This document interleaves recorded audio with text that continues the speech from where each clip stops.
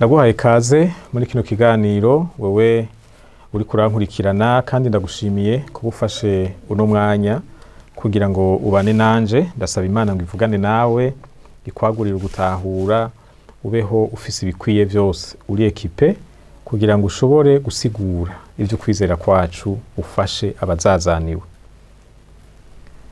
Ijambo mbandanya vuga niryo navuze ko mu kiganiro c'imbere yiki nariko ndavuga ku bijanye n'ikibazo kivuga ngo mbega aba bantu bavuga ngo ntarema ryabayeho tubigenze gute. Naravuze ko abantu bavuga ko atarema ryabayeho n'abantu b'abahinga, n'abantu isi yita incabwenge washaka, mugabo uravye inyifato zabo ukaraba ico Bibiliya ivuga ibita ibipfu bifise amakuru, ibipfu bigwije ama information.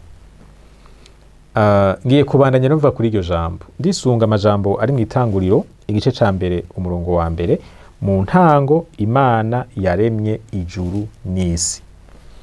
N'amajambo yumvikana, n'amajambo yoroshe, n'amajambo make, nta n'amadidane aya majambo ashobora gutera. Nta muntu ashobora kuvuga ngo sindabitahuye. Ikintu conyene gishoboka no kutavyemera. Ubundi ni jambo ritagoye kumva. Mu ntango aho vyahereye mwibuke ikintu navuze, iciyumviro kimwe gifasha gusigura Imana kwibaho argument ni argument ivuga ngo ikintu cyose kihari kirafise icatumye kibaho. Uravye ivyo dufise uyu munsi, cyo tubona uyu munsi, ukaza urasubira inyuma urabe icatu ingene vyagiye birabaho, hazogera igihe ushike ku ntango ya vyose hace haza ikibazo ni igiki catumye ibi bintu vyose bibaho. Ico kintu gitegeza ko ari ikintu kibiruta vyose, ikintu cagutse cyane kubiruta vyo, kuko ukuntu bimeze burya twebwe tuzi bike, ibintu bihari ni vyinshi, urusobangane ruri muri vyo rurateye ubwoba, ubuhinga bubiranga na karoruhore. Ikintu catumye ibintu nk'ivyo bibaho kirarengeye kuba umuntu, kirarengeye kuba ikindi kintu na kimwe gishoboka mu vyo tubona ngaha ni Imana. Nivyo rero tubona hano muri Bibiliya. Hanyuma mwibuke ijambo twasomye riri muri Zaburi igice ca 14 ku murongo wa mbere rivuga ngo igipfu cibwira mu mutima ko atamana ibaho. N'abantu bari insensé, ibintu vyabo bitagira sens, bavuga ko Imana itabaho. Ngarutse rero kuri ca kibazo, ni gute twokwishura abantu bavuga ko irema ritabayeho. Iki ciyumviro umuntu atarakimenyereye ashobora kwibaza ngo ni ciyumviro coroshe, ariko ntikigira koroha. Ni ciyumviro cashigikiwe n'abanyabwenge b'isi, bamwe isi yita incabwenge bakomeye cyane guhera mu kinjana ca 19. Bashize umwete mwinshi mu kwandika kuri ico ciyumviro, mu kugisigura, mbere barinjira no mu masiyansi atari make, barinjizamwe ibintu, barinjira mu mareta, barashika mu makaminuza, mbere barinjira no muri Nations Unies kugira ngo ivyo bintu vyabo aba ari vyo biganza isi. Mu vy'ukuri jewe ikintu ndabibonamo ya mpwemu y'ubugarariji y'Ibabeli, babagabo begerana bati twebwe ntidusanzara, itegeko Imana yatanze ko ari ugushwiragira hirya no hino kw'isi. Baravuga bati twebwe ntidusanzara, ahubwo twubaka tuduga hejuru. Umugararizo wo mu kivunga abantu ngo kugira ngo twigirire izina rikomeye. Igihe Imana yaturema hariho intumbero yari ifise ku buzima bwacu, si kugira ngo tubwire amazina y'igitangaza, no kugira ngo duheshe icubahiro izina ryayo. Ariko bo kubwo gushaka kuba ibitangaza aho gutazira igitangaza arico Mana, bo bagomba guca bigira Imana, baja mu kibanza c'Imana twubaka amazina yacu. N'aba bantu rero bari nyuma y'ibi bintu niyo mpwemu iri muri bo. Umugabo yitwa Charles Darwin wa Umwongereza mu kinjana ca 19 niwe yavuze ko ataremwa ryabayeho, ko ibintu vyagiye birahindagurika buhoro buhoro kugeza aho tugeze uyu munsi. Naho hari cacimviro kivuga ko vyatanguye ari umuserebanyi, ariko hariho urugendo rurerure imbere y'umuserebanyi. Aha niko ngerageza gufata akanya gato. Vyatanguye ari umuserebanyi, uwo muserebanyi haragera igihe uhinduka inguge, maze iyo nguge buhoro buhoro itangura gutambuka nk'umuntu, mbere iranagororoka ihinduka umuntu. Uvuze ko atarema ryabayeho bisigura ko atamana ibaho, kuko Imana Bibiliya iyiduhishurira mu ntango iri kwirarema. Bwa mbere na mbere mu ntango Imana yaremye ijuru n'isi. hanyuma uvuze ko atamana ibaho bisigura ko tugeze ku kibazo kivuga ngo ni gute dutandukanye ikibi n'iciza.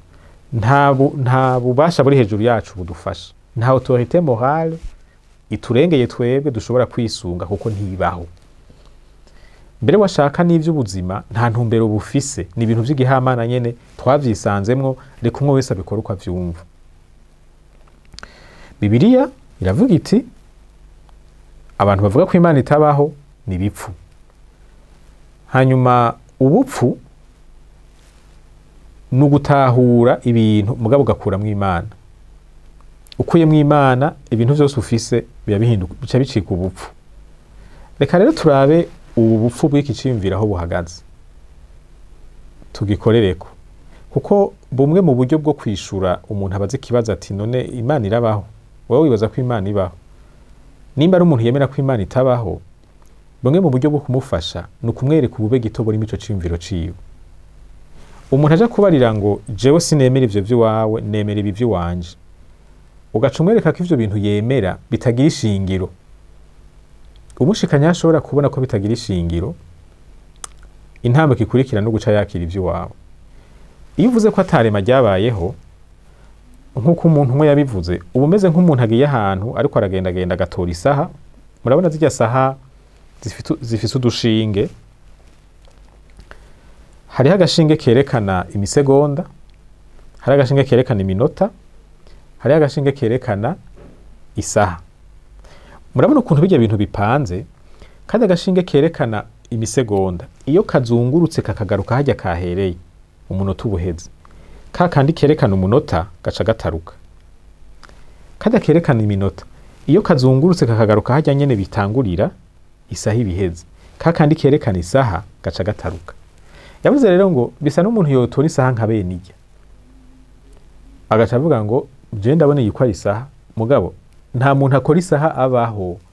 Iyi saha ni vyavuye mu bintu vy'igihamana, ni ibintu vyadutse gutya nyene. Nimba atabwenge burimo kuvuga ko isaha ndayibona mugabo sindemera ko abakora isaha babaho, nimba umuntu avuze gutyo twomwita umuntu vyananiye, umuntu yasaze. N'uvuga ko ego ivyaremwe ndabibona, isi ndayibona, mugabo sindemera ko hari Imana yabiri, ko hari irema ryabayeho, bameze cyo kimwe. Nico ciyumviro uwo muntu yavuga. Ni gute wewe ushobora kuvuga ko ibi bintu dufise tubona uyu munsi vyabayeho kubera igihamana, mugabo ugaca unyemeza ko iyo saha wambaye idashobora kubaho ku gihamana?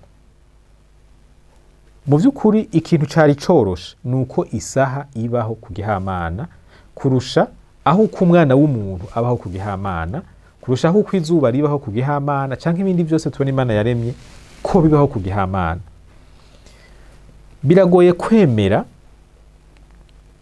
ko isi yabayeho ku gihamana iyo udashobora kwemera ko isaha ishobora kubaho ku gihamana. Aha navuze isaha kuko nisunze ico ciyumviro uwo muntu yavuze yatanze, ariko woshaka ugafata no ku kindi.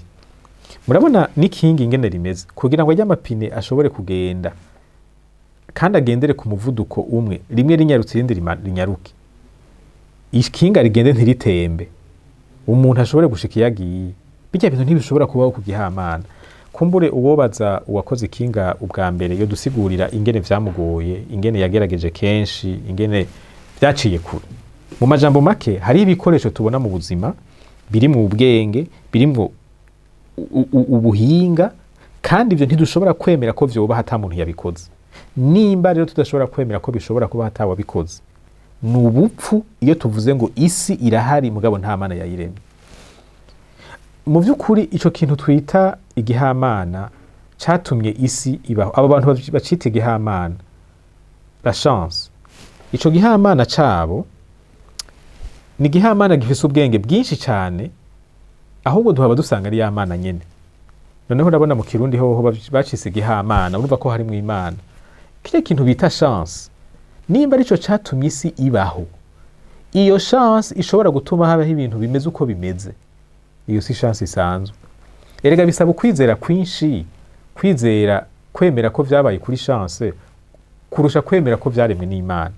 Aho ni abantu kumbure bavuga ko atarema ryabayeho bihendera. Hariho umuhinga umwe yitwa Gandhi, niwe yigeze, yari umunyabwenge wa kera w'Ubuhindi, yafise amakosa yiwe n'ibindi yemera, yari umuhendu, muga hari ibintu yavuga vy'ikimazi. Niwe yigeze kuvuga ngo ariko araharira n'abantu bavuga ko Yesu atabayeho. Murazi ntiyari umukristo, bakavuga ngo Yesu ntiyabayeho. Yaciye ababarira ngo bisaba inguvu nyinshi, bo bamubarira ngo Yesu ngo n'umuntu abanditsi bagerageje kurema bakoresheje kwandika nyene, baremeza abantu ko yabayeho. Nkabijya by'abantu bandika amaroman, bagafata un personnage imaginaire, umuntu atabaho, mugabo bakamwandika ko bakavuga ivyo yakoze kugeza aho abantu bumva umenga ni muzima, nkabijya byo mu mafilm. Aca babarira ngo nimba Yesu atabayeho, uyu mwanditsi yamwiyumviriye akamurema mu bwenge bwiwe, akamwandika ko, akamwemeza abantu, ahubwo arakomeye kurusha na Yesu. Nimba bigoye kwizera ko Yesu yabayeho, kwizera ko hariho umuntu yamuremye nivyo bigoye cyane kurusha kwizera ko Yesu abaho. Ati rero ico muriko muransaba, muriko musaba kwizera kurengeye uko sanganye. Kwizera Yesu nivyo vyoroshe kurusha kwizera ko hariho umuntu yaremye Yesu, ko Yesu atabayeho. No kwizera ko Imana itaremye, kwemera ko Imana itaremye, nivyo bisaba kwizera kwinshi kurengeye kwizera ko Imana ibaho. Reka nje ku yindi ngorane ya kabiri. Ingorane ivuga ngo ibinyabuzima bihari biri mu ihiganwa, les espèces biri muri competition yo kubaho, ibinesheje nivyo bibandanya bibaho, la loi de la sélection naturelle. Hariho ibinyabuzima vyazimanganye kuko bitashoboye guhangana n'ibihe vyaciyemwo, ivyagaragaye ko bishoboye kubaho kurusha ibindi nivyo biriho n'uyu munsi. No kuvuga yuko kubera vyose ari gihamana, bimwe bizozimangana ibindi bibandanye. N'ubu niko bimeze, ama espèce nuko ameze. Hariho ayabandanya zimangana n'ayandi abandanya agwira. Bagaca bavuga ngo iryo rero niryo tegeko rigenga ibinyabuzima. Iyo ukuyeho ukurema, iryo niryo tegeko cyusigarana rigenga ibinyabuzima. Turi mu ihiganwa, ibizorusha ibindi nguvu nivyo bizosigara, ibinyantege nke bizohona. Ariko hariho umwanditsi yerekanye ico ciyumvira ingene ari kibi, ingene mu vy'ukuri atanu ubwenge burimo. Yakoreye kuri ico ciyumviro nyene, aravuga ko bijya bintu Hitler yakoze vyo guhonya amoko amwe, ubiravye neza ingene yabisigura, yariko ashira mu ngiro iki ciyumviro, kuko yavuga ati hariho amahasi, hariho amoko y'amanyantege nke n'ayandi moko y'amanyenkomezi. Ati rero turakwiye gukingira aya moko y'amanyenkomezi, amaraso yayo ntavangane n'amoko y'amanyantege nke, kandi aya manyantege nke kubera twari kibanza c'amoko y'amanyenkomezi, turakwiye kugabanya amoko y'amanyantege nke. Uvyiyumviriye muri ya ntumbero ya Darwin ya sélection naturelle, birumvikana. Nimba uvuze ngo kw'intambwe zirusha inguvu ingeregere nizazihonya nta kibazo, nibisanzwe, niko bisanzwe bipanze. Ubizanye mu bantu kuko urumva nta Mana ibaho, nta yaremye ibaho, vyose n'ibintu vy'igihamana, ukuriho nk'igihamana, niko no kuvaho ushobora kuvaho nk'igihamana nyene. Aca razana ijya politike yo guhonya amoko amwe, ayagiriza ko ari amoko agorana, amanyantege nke, umutima mubi. Ati ubwoko bw'Abadagi nibwo bukwiye gushirwa hejuru, la race aryenne. Mugabo rero bafasha akabica, isi kiramuhagurukira ngo n'umwicanyi karuhariwe, ngo agize genocide. Ariko mu vy'ukuri yarashize mu ngiro iciyumviro ca Darwin. Nimba ari sélection naturelle, reka rero tuyireke no mu bantu, akaruta kandi kagire gute, kakamire. Baca bamucira imanza. Murazi ko abanazi babaciriye imanza. Mugabe ikibazo, none mwisunga iki kugira ngo mubacire imanza? Ko mwavuze ko tubayo kubw'igihamana, ko atamana ibaho, ico umuntu yiyumvira ko ari ico nyene, none akurushije inguvu akakwica kubera iki mumucira urubanza?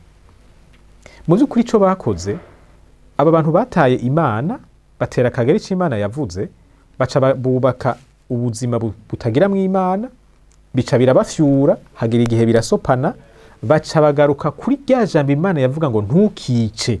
ikavuga ngo uzokwica uwundi nawe amaraso yiwe azaseswe, baca barabica bisunze ico Imana yavuze, mugabo mu ntango bavuga ngo Imana ntibaho n'irema ntiryabayeho. Ibi bintu rero kuvuga ngo nta rema ryabayeho, uvyiyumviriye neza ubwavyo birimwo ingorane koko. Bibiliya ntibesha, kwiyumvira gutyo harimwo ubupfu, harimwo ubupfu kuko bituma usigura ibintu bidasiguritse, ugaca ubwira mbere n'ibintu washaka bivuguruza bimwe mu vyo uba wemera. Irema ryarabaye kandi ryakozwe n'Imana, ryaba irema yaba Imana barabaho, irema ryarabayeho n'Imana irabaho. Ari naco gituma umuntu ahakanye ivyo nibikurikira aca agaragaza ubujuju buteye isoni. Koko igipfu cibwira mu mutima ko atamana ibaho. Ndagukengurukiye kuri uwo mwanya wafashe ukabana nanje. Iki kiyago, iki kibazo nzobandanya ndakivugako mu biganiro bikurikira. Imana iguhezagire.